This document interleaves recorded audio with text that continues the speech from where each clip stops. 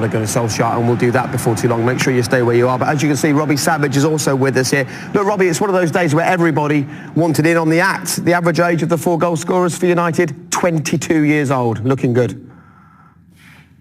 Yeah, and those front three, Greenwood, Rashford and Martial combined, have scored more this season in all competitions than Liverpool's front three, which is quite a fascinating stat. And, you know, if I said to you and Rio, when was the last time Manchester United scored 5 goals at home in the Premier League, what would the answer be? Well, you're going to tell us, aren't you, Robbie? I'd say about 8.5 years, yeah. 2011.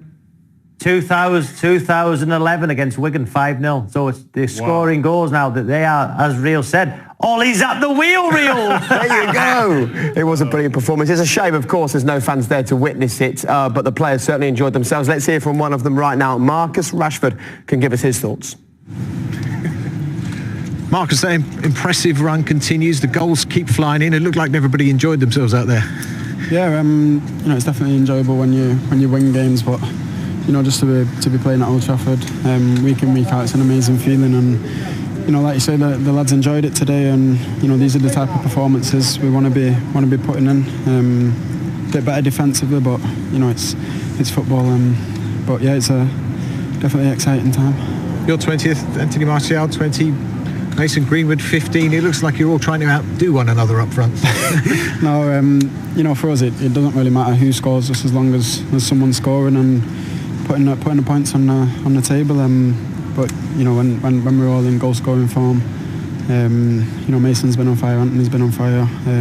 So it's always positive for teams if the forwards are scoring.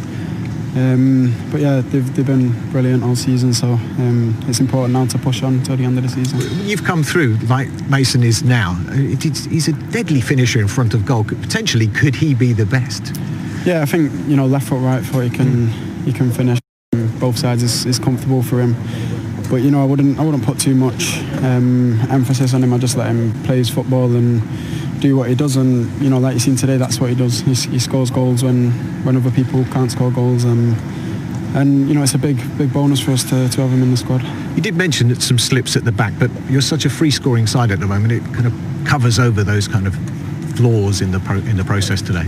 Yeah, you know, we recognise them and we move on and just try and rectify them. You know, the goals we're not always going to score 5 goals in a game or 4 goals in a game, so sometimes we might only score 1, so we have to make sure we try and not to concede. And you've moved back into the top 4 for the first time since September, so now it's clear the goal is there and it's getting closer. Yeah, you know, we're just trying to concentrate on ourselves. You know, we're not in control of what the other teams can or can't do, so you know, we concentrate on ourselves, keep improving the performances, and hopefully just keep picking up 3 points. Congratulations. Well done. Thank you. Yeah, congratulations to him. Let's just show you the rest of the day's results and also have a look at the table as well. It was a really difficult day for Norwich. Beaten 1-0 by Brighton, 5 defeats on the bounce for Norwich, and surely looking at relegation for them now, but a key win as well for Brighton. Congratulations to Leicester today. Look at that. Not just a 3-0 win, a big day as well for Jamie Vardy. He joins the 100 club in the Premier League, and Leicester needed that. Their first win since the restart, and we'll show you why that win is so important for them now, because after that win for Manchester United, it is so tight in this chase for the Champions League. Look at that, Leicester on 58 points, United 3 behind them. Then Chelsea with a game in hand, a point behind. Wolves with a game in hand, 3 points behind United. It is really tight in that scrap, but United in form, and Ole will be very happy. Meanwhile, down at the bottom, well, the battle to avoid the drop is just as tight. The big issue for Bournemouth isn't so much points on the board, although that is a problem. It's more their form. They just can't pick up wins. 16 games now with no clean sheets, 17 defeats in the last 22. Big worries for Eddie Howe. We're far from done. Ollie, a lot to be happy with this afternoon. 5 goals and you're back in the top 4. Yeah, but there's still games to be played today. But yeah, I'm very happy with today. The energy in the team, the goals that we score, the will and intent to go forward. It's just too bad we couldn't get the fans inside, and I think that's a game for the fans. That's definitely one that the Stretford end would have enjoyed. The entertainment value was very high. Of course, the strikers seem to be competing with one another. I was just saying that to Marcus Rashford. No, they are on the same team and they're working towards one common goal, and that's for the team that we want to get as high as possible in the table. And that's one of the positive things about those forwards. They're good friends and good mates, and they keep challenging each other. Mason Greenwood delivered 2 goals at very important moments in this game. I mean, he's a deadly finisher inside of goal. Yeah, he's a fantastic goal scorer. I've said it so many times. So, and this, as you said, the moments that he chose the goals today, they're very important moments for us. And especially the second one, you know he's got a left foot to come inside, but I think defenders will have to think about the outside as well, because he can score with his right. Left foot, right foot. You said the sky's the limit for him. I mean, we can see the evidence of that. Yeah, no, he's a very, very talented boy, and we'll just nurture him and manage him as well as we can and give him more and more minutes. You warned about the pitfalls, and you've avoided one today, but there were some scares at the back at the start of both halves. Yeah, you know, when you play against a team with the amount of forward players with strength and pace, that can cause you problems, skills. We know about Joshua. I've had him myself, and he's always a threat on the counter-attack. And Stanislas, what a nice goal that was. Was there an injury to Lindelof? What was the change at half-time? Yeah, he struggled today with his back, Victor, so hopefully he won't be too bad. And you're in the top 4, as I say. The object now is to stay there, of course. Do you feel that you're on track? Yeah, it's just next game now, Aston Villa next, and that's quite a few days of recovery, so that'll suit us well. We don't play until Thursday, but then after that it's going to be tight. So we'll use this time well for training and recovery and be ready for running. Thanks, Ollie. Thank you. Well done to him today. Look, Rio, Robbie, quite rightly the players are going to get the headlines. It will be their photos in the papers tomorrow. But before we talk about the individuals, I think a mention for Ole Gunnar Solskjaer when you see how he's improving the players around him, particularly those young strikers. And particularly the attacking players. Again, I spoke about coming to the stadium or doing games and watching them as a fan on the TV, thinking, what am I going to get? Yeah. Depressing almost, not confident. Whereas now you're going into games thinking, wow, how many goals are we going to get? Who's going to score? Can't wait to see the way that they're playing free-flowing, attacking football. And Ollie and his coaching staff have to take huge credit for that, because not only that, they've got young players as well coming in there, going in unfazed and delivering. The front two players, 20 goals each, Martial and Rashford. It's great at the moment, but they've got to continue that. They've got to keep consistent. And, I mean, Greenwood, speaking about this young kid, you don't want to give him too much and put the spotlight too much, but when he's doing things like that, what he's done today, you've got to give him the credit he deserves. And here, I mean, this kid, I mean, he's two-footed, which is great, and I spoke about this before at half-time. Watch his step with his right foot. He steps in, he cons Smith, the right back, makes him come in, expect him to come inside, takes a step back on his left foot and absolutely pile drives into the top roof of the net. Rob, you love that?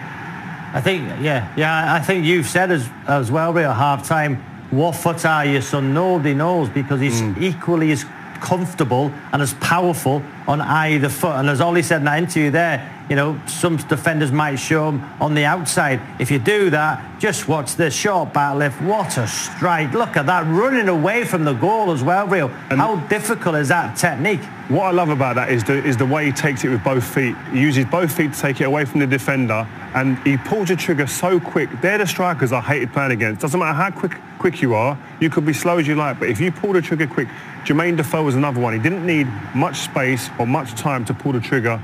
The confidence in his own ability to hit the back of the net from that range is phenomenal. And his numbers are up there, guys, with the likes of Rooney and Owen and Fowler. He's in that company. The question is, how does Ollie deal with him properly? How do you give him enough games that he keeps on progressing and keeps on scoring without too many games? Well, listen, Greenwood, his first season, full season, 18 years old, 15 goals. Rooney in his first full season, he got 17 goals. The kid's on the right track. But there's no better person than Ole Gunnar Solskjaer, who knows how a manager, when he was playing, Sir Alex Ferguson handled 4 top strikers at one time and young players coming into the team. He knows how he's seen that. He's going to be doing that with these guys. I'm sure he'll be talking to Greenwood. He'll be talking to Marcus and Anthony Martial, among the other players, because he got it right as a player. He'll be looking to use the experience of Sir Alex Ferguson, I'm sure. Robbie, you played under him as well. You saw that. Yeah, just that performance today, Rio. You know, as an opposition player going to Old Trafford, if you scored first, you knew that angered the great Manchester United side. You knew, oh, we scored first, we're going to sit back. They are going to come for us now because you've made them angry. And that's what it looks like now. We're not getting too carried away, but you could see they went a goal down. We knew they'd still win the game quite comfortably, and it ended up being like that. Do you know what it is? Beforehand, with the previous managers and in the early parts of Ole's tenure, when they win a goal down, especially at Old Trafford, panic set in. Now, it's very much, we expect we're going to get chances, and we expect when we get them chances, we're going to score. And that's a big difference. And that confidence that runs throughout this team based on that is phenomenal now. And yeah, we don't want to get carried away. This is still just a start. But as I said before, we seem like Manchester United are on the right track at the moment. And one of the big reasons for them being on the right track is that they brought a man in who didn't just come in and bring quality football to the team. He seemed to lift absolutely everyone around him, Robbie. We've said it numerous times. He was the catalyst for the change in this team, Bruno Fernandes. And again, today it's been proved he just keeps on delivering.